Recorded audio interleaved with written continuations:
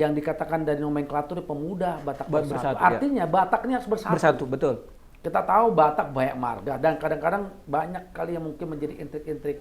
Saya mau bukan hanya sekedar internal orang Batak itu bersatu, tapi juga orang Batak itu menjadi Pak, kalau tidak mau berpolitik, mungkin nanti yang di politik adalah orang-orang yang memang mungkin tidak kredibel. Oke.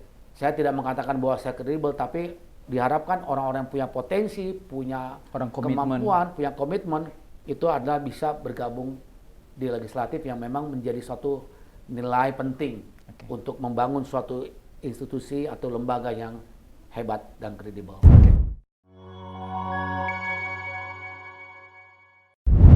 Selamat sore pemirsa Nawacita Politik TV. Kembali lagi bersama saya, Cornelius Cek Fakta. Kali ini pemirsa kita akan wawancara eksklusif dengan Maijen TNI Purnawirawan Karif Marpaung. Beliau ini sudah tidak diragukan lagi di dunia kemiliteran karena sudah banyak jabatan strategis yang dijabat beliau di militer. Terakhir beliau itu adalah Komandan dan Arhanud. Dan sekarang beliau aktif di beberapa organisasi kemasyarakatan, salah satunya PBB, Persatuan Batak Bersatu, bukan Perserikatan Bangsa-Bangsa ya, itu PBB, Persatuan Batak Bersatu. Dan masih banyak lagi yayasan-yayasan diketuai oleh beliau, dan termasuk juga sebagai Ketua Pembina Persatuan Wartawan Reaksi Cepat. Amin. Sebelum kita banyak mau gali perihal beliau, kita akan minta ke beliau untuk bisa memperkenalkan diri. Selamat sore, Pak. Selamat sore, Pak Cornelius. Siap. Terima kasih atas waktunya untuk saya bisa bertemu di sini untuk kita bincang-bincang. Ya. Saya Maijen TNI Purnawirawan Karif Marpaung. Saya lulusan dari Akademi Militer pada tahun 1987. Ya. Dan saya baru mengakhiri masa kedinasan saya sebagai prajurit militer pada bulan Oktober tahun 2022. Sekarang saya memang bukan prajurit dinas aktif, tapi saya tetap prajurit never soldier. Prajurit never die. Never die. Jadi saya tetap berjuang untuk bangsa dan negara. So that means soldier never die. Soldier never die. Never die. Oke Pak, terima kasih atas perkenalan singkat yang disampaikan oleh Bapak Karif Marpaung. Ini kan perhelatan perpolitikan Pak. Ya. Saya lihat di salah satu partai, yaitu Partai Perindo, saya lihat di sana ada Bapak terjun ke dunia politik praktis. Ya. Apa yang mendorong dan mendasari Bapak untuk terjun ke sana sehingga masyarakat kita mengetahui, karena pada saat ini masyarakat akan memfilter siapa yang akan mau dipilih sebagai agen-agen perubahan atau wakil-wakil rakyat di parlemen. Silakan. Baik, terima kasih Pak Cornelis. Seorang prajurit aktif, di mana saya mulainya sejak tahun 83 bergabung dengan Akabri atau Akmil saat ini sampai tahun 2022 itu kurang lebih saya 35 tahun. Ya. Dikatakan bahwa prajurit aktif itu tidak bisa berpolitik praktis. Ya. Karena itu menjadi suatu ketentuan dalam undang-undang. Kita tidak punya hak untuk dipilih dan memilih. Tapi beberapa waktu yang lalu, karena memang prajurit TNI juga adalah bagian dari warga negara. Ya. Beberapa waktu yang lalu, khususnya sebelum reformasi, itu memang ada wakil dari TNI. Dulu fraksi istilahnya TNI. ada fraksi TNI atau fraksi ABRI lebih tepatnya. Sehingga memang diharapkan ada wakil-wakil dari TNI atau ABRI pada saat itu yang bisa memberikan atau mewakili prajurit aktif suaranya di legislatif. Oke. Nah, untuk itu ketika kami di wisuda, artinya selesai pengabdian kami pada November 2002 lalu, kami dapat pengarahan dari senior-senior kami, itu termasuk di antara Pak Hendro Priyono dan juga Ketua PPAD dalam ini Pak Doni Monardo, yang mengatakan mengarahkan jika memang para purnawirawan yang memang dikatakan bahwa TNI bukannya merasa lebih hebat atau lebih jago dari komponen bangsa lainnya, tapi memang kami dididik, dilatih, di samping memang untuk bertempur, untuk berperang, tapi dalam nilai-nilai Sabta Marga dan Sumpah Prajurit itu kami mempunyai nilai-nilai yang betul-betul sebagai bayangkari negara, sebagai penjaga NKRI yang betul-betul tidak diragukan. Sehingga diharapkan didorong oleh senior-senior kami, oleh Pak Hendro ataupun juga Pak Doni Monardo, jika memang kami para purnawirawan punya keinginan, walaupun bebas, salah satu diantaranya didorong untuk bisa maju ke lembaga legislatif. Karena kami tidak dibatasi lagi oleh aturan yang bisa memilih atau dipilih. Sehingga diharapkan meskipun mungkin warna berbeda dari partai apapun juga, tapi nilai-nilai Sabta Marga Sumpah Prajurit seperti yang saya katakan, soldier never die, itu bisa tetap diterapkan, bisa diimplementasikan dalam kehidupan berpolitik praktis. Banyak lagi faktor lain sebetulnya memang mungkin saya kenapa mau, saya terus terang Pak Cornelis, bergabungnya saya ke salah satu partai dalam Perindo, itu bisa katakan last minute. Kenapa? Karena saya baru bulan April kemarin saya bergabung, karena saya berpikir, ada kawan saya mengatakan, Pak, kalau tidak mau berpolitik, mungkin nanti yang di politik adalah orang-orang yang memang mungkin tidak kredibel. Saya tidak mengatakan bahwa saya kredibel, tapi diharapkan orang-orang yang punya potensi, punya kemampuan, punya komitmen, itu adalah bisa bergabung di legislatif yang memang menjadi suatu nilai penting untuk membangun suatu institusi atau lembaga yang hebat dan kredibel. Tadi Bapak sampaikan di last minute bulan April bergabung di Partai Perindo. Kenapa harus di Perindo, Pak? Baik, kenapa harus di Perindo? Sebetulnya beberapa partai memang ada yang memang saya mau bergabung, Pak. Terutama yang berlatar belakang partai nasionalis. Perindo adalah salah satu partai yang cukup nasionalis, ya. Kenapa saya bergabung dengan Perindo? Karena terus terang saja bahwa Perindo mempunyai konsep yang kalau menurut saya cukup masuk akal buat saya. Apalagi kita ketahui Perindo juga belakangan ini betul-betul banyak mencoba memiliki memperkatakan, membawa tentang nilai-nilai kebangsaan. Di samping itu Perindo juga merupakan salah satu partai yang relatif mungkin belum lama sekali. Kalau di partai lain seperti PDIP, Golkar, yang memang itu partai yang sudah sangat lama dan sudah besar.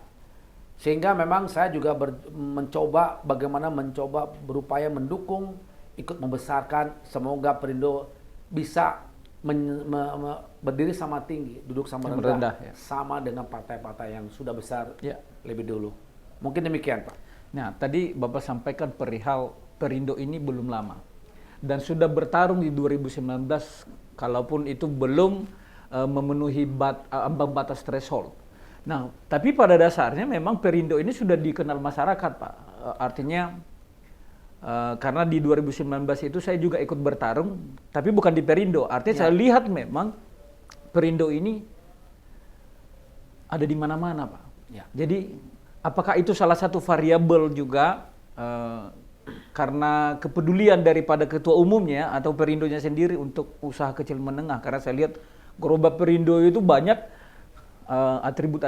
atribut Perindo di mana-mana. Apa itu salah satu variabel? Itu salah satu menjadi alternatif, karena memang sebagaimana kita ketahui, saya juga sangat setuju dengan kepala negara kita bahwa memang pemimpin siapapun di level apapun memang itu harus pro dengan rakyat, dekat dengan rakyat, mendukung rakyat, tanda kutip ya, artinya ya pada umumnya rakyat. Betul. Ya, jadi salah satu program yang dilakukan oleh Perindo diantaranya mendukung UMKM dalam ini seperti yang tadi Pak Konis katakan, UMKM yang level mungkin jualan-jualan dan sebagainya. Betul.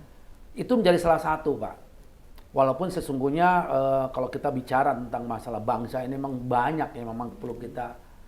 Tapi saya percaya dengan adanya tadi mungkin kita mencoba dengan rakyat, kita mencoba bukan sekedar mau cari muka kepada rakyat, tapi itu sesungguhnya ada nilai yang paling mendasar untuk kita bisa memperjuangkan kepentingan rakyat. Oke. Begitu, Pak. Baik, saya loncat sedikit, Pak. Sempat tadi saya singgung perihal di pertama saya sampaikan adalah Bapak ini sudah aktif di beberapa organisasi. Salah satunya adalah Pemuda Batak Bersatu. Nah, bagaimana komitmen daripada Pemuda Batak Bersatu ini, Bapak sebagai pembina di sana, ketua Dewan Pembina ya? Ya, sebagai beberapa Dewan Pembina, tapi bukan sebagai ketuanya. Oke. Salah satu Dewan Pembina di Pemuda Batak Bersatu, apakah mereka juga punya komitmen? Karena di situ Pemuda Batak Bersatu semestinya kondisi sekarang Bapak lagi berjuang sebagai pembina. Bagaimana komitmen mereka ke pembina-pembina dan pengurus-pengurusnya? Ya, baik. Jadi begini Pak Cornelis. Terus terang saya kenapa saya bilang last minute. Beberapa waktu lalu saya memang sebetulnya kurang begitu berminat untuk masuk ke politik praktis. Ya. Latar belakangnya sebetulnya karena memang mungkin ada sedikit latar belakang orang tua yang memang beliau dulu memang orang politik. Oke. Ya, berorganisasi di bidang sosial. Secara tidak langsung, saya itu pada saat saya masih dinas aktif pun saya juga banyak melakukan kegiatan di dunia sosial dan organisasi. Salah tadi di antara PBB, Pemuda Batak Bersatu, saya bergabung dengan Pemuda Batak Bersatu itu kurang lebih tahun 2020. 2020. Ketika waktu itu dari ketuanya meminta saya untuk memberikan materi tentang wawasan kebangsaan. Artinya Bapak masih aktif TNI? Masih aktif. Mengapa? Dan setelah saya memberikan materi tentang pemahaman tentang wawasan kebangsaan kepada seluruh stakeholder yang ada di bawah Pemuda Batak Bersatu pada saat ulang tahun yang pertama. Ya. Setelah dari itu, Ketua Umum PBB minta saya selaku pembina. Kenapa saja belum tidak jadi ketua? Karena memang sebelumnya sudah ditunjuk, sudah ada ketua pembinanya. Siap. Nah, selama saya menjadi pembina, saya terus terang dan saya konsisten. Saya konsisten bagaimana saya bukannya ada tujuan lain, tapi saya ingin mengatakan saya menyadari bahwa ini organisasi Batak yang mana saya juga perlu, saya sebagai orang Batak yang dikatakan dari nomenklatur Pemuda Batak Bersatu. Artinya Bataknya harus bersatu. Betul. Kita tahu Batak banyak marga dan kadang-kadang banyak kali yang mungkin menjadi intrik-intrik.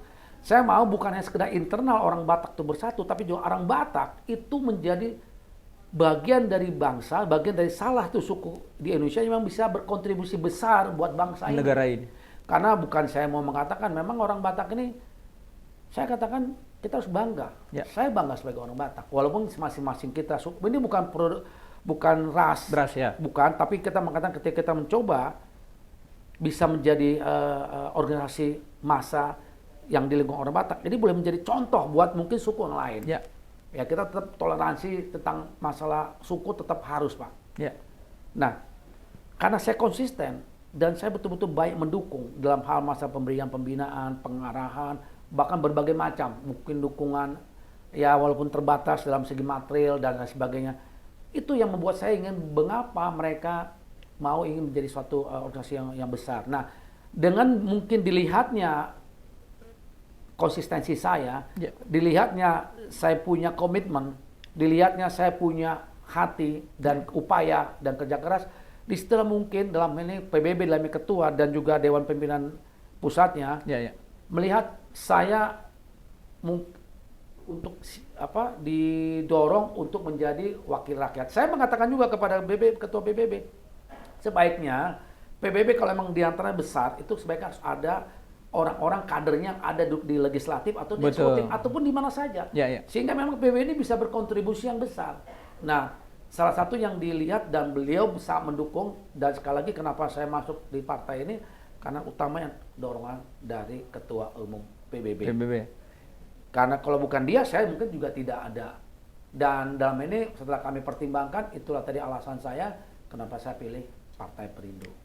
Demikian, Pak. Artinya itu adalah komitmen daripada komunitas juga di PBB itu. Itu salah satu variabel kenapa Bapak tergerak hatinya untuk politik praktis, ya demi memperjuangkan hak-hak masyarakat, terutama di dapil mana Bapak sekarang ini, sehingga biar masyarakat kita termasuk PBB ini, mereka bisa mensosialisasikan ke sana dan ke komunitas-komunitas lain. Baik.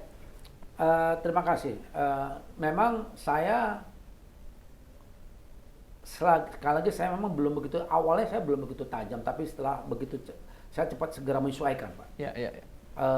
Saya berkomitmen ataupun kita sepakati saya akan maju dari daerah pemilihan Sumut 1.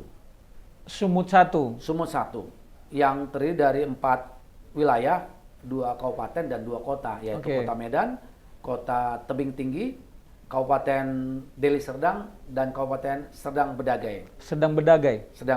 Nah, itu dapil saya. Mengapa saya pilih Sumatera Utara? Sekali lagi bahwa saya juga perlu saya perkenalkan, saya juga saya ketua yayasan dari namanya dalam bahasa Batak tuh Aik Sititio Nauli, artinya air yang bagus, yang indah. Ya. Itu adalah satu yayasan yang memang ketuanya saya dan pelopornya saya dengan konsep membangun kampung halaman. Membangun kampung halaman. Ketika kami berkumpul dalam satu komunitas marga, saya bilang, apa yang bisa kamu lakukan setelah kamu merantau berhasil? Mungkin tidak membangun jalan tol, tidak membangun hutang, tidak membayar hutang negara, tapi apa yang bisa kita kontribusi untuk bangsa? Sehingga terbentuklah suatu yayasan yang memang konsepnya membangun kampung halaman. Kalau zaman pada waktu lalu, gubernur yang lama, kalau tidak salah Pak Raja ini, ada istilah Marsipature Hutanabe. Marsipature Hutanabe. Artinya marilah kita semua membangun kampung halaman kita. Dan memang ini suatu komitmen yang kebetulan dulu juga diresmikan oleh Wakil Menteri Pedesaan, yang sesungguhnya membangun suatu kota, membangun suatu daerah tidak selalu murni harus dari pusat, tapi memang mulai dari pinggiran daerah. Nah, saya membangun desa dengan desa wisata, nama desa wisata. Nah, inilah yang membuat kenapa saya punya hati. Saya punya hati untuk Sumatera Utara, saya punya hati untuk kampung halaman saya punya hati banyak kegiatan-kegiatan sosial yang memang saya berikan untuk, karena saya tahu ketika kita lakukan itu mudah-mudahan tidak sia-sia. Dan harapan ini menjadi satu contoh benchmarking buat mungkin daerah lainnya. Mungkin yang membangun kampung halaman mungkin banyak, tapi yang mungkin seperti saya mungkin tidak banyak. Itulah mengapa saya pilih dari Sumatera Utara, karena saya berharap ketika Tuhan izinkan saya masuk di lembaga legislatif DPR RI, saya juga bisa membawa daerah saya, khususnya saat ini daerah pemilihan saya dapil Sumut 1, itu bisa saya perjuangkan untuk kemajuan dari segala bidang. Artinya tidak dengan terjun ke dunia politik sekalipun, artinya sudah melakukan kegiatan-kegiatan. Dengan kondisi, dengan punya kapasitas lebih, ya tentu bisa melakukan lebih. Itulah dasar kenapa harus juga terjun ke dunia politik. Nah, apa harapan Bapak kepada masyarakat Sumut 1, Sumatera Utara, dan terutama kepada PBB, Pemuda Batak Bersatu? Apa harapan Bapak? Kalau kepada PBB, saya tidak meragukan. Karena memang kami sudah komitmen, dan bukan khususnya juga Ketua Umum, dan juga tentunya dengan jajarannya, untuk sebagai tim pemenangan. Baik yang kita bentuk di Jakarta dan tentunya di daerah. Dan harapan saya tentunya semua kader-kader dari PBB itu nanti bukan sekedar hanya memilih, tapi mereka juga sebagai relawan saya, sebagai koordinator-koordinator lapangan yang memang bisa mengajak teman-teman yang lain sebagai tim sukses. Sebagai tim sukses dan juga memilih. Sehingga maka mendapatkan suara yang banyak. Harapan saya kepada masyarakat tentunya, saya bukan berarti mengatakan saya hebat, ya. Yang hebat hanya Tuhan istilahnya. Tapi saya tetap mencoba memberikan terbaik dari apa yang saya miliki. Saya tidak punya apa-apa, ya saya punya kemauan, kerja keras, saya punya banyak, mudah-mudahan di latar belakangi jabatan saya terakhir dengan ide, kreativitas, konsep-konsep yang harapan saya ini boleh menjadi dasar untuk bisa lebih membesarkan, mensejahterakan, memajukan khususnya daerah pemilihan saya dan umumnya Sumatera Utara. Jadi saya berharap janganlah kita memilih, mohon maaf, yang hanya didasarkan latar belakang yang tidak jelas. Mohon maaf, yang memang mungkin hanya sekedar dengan ya money politik dan sebagainya. Tapi betul-betul ya, siapa dia betul-betul bisa memperjuangkan untuk membawa daerah itu menjadi lebih maju ketika diperjuangkan oleh wakil-wakil rakyatnya. Demikian, Pak. Baik, Pak, ini closing statement. Bapak sebagai latar belakang militer, apa harapan Bapak untuk pemilu 2024 ini agar bisa berjalan dengan baik, tidak ada terjadi sesuatu hal yang tidak diinginkan? Closing statement perihal pemilu 2024 ini.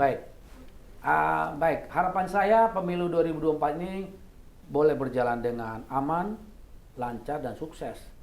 Tentunya saya yang disebutkan tadi mengenai latar belakang militer, mudah-mudahan kami ya khususnya juga para, saya pikir semua ya, tapi terutama dari institusi TNI dan Polri itu betul-betul bisa menjadi institusi yang betul-betul menjaga, mendukung, mendorong terwujudnya pemilu, baik itu pilpres, pileg, dan pilkada dengan aman, lancar, dan sukses, dan terpilih secara jujur, secara arif, secara bijaksana para pemimpin-pemimpin yang betul-betul menjadi amanah masyarakat.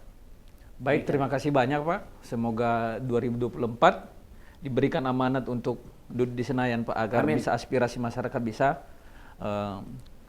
bisa tersampaikan dengan baik. Baik. Terima kasih. Ya, Pak. Demikian wawancara eksklusif dengan Bapak Karef Marpaung, Majen TNI Purnawirawan.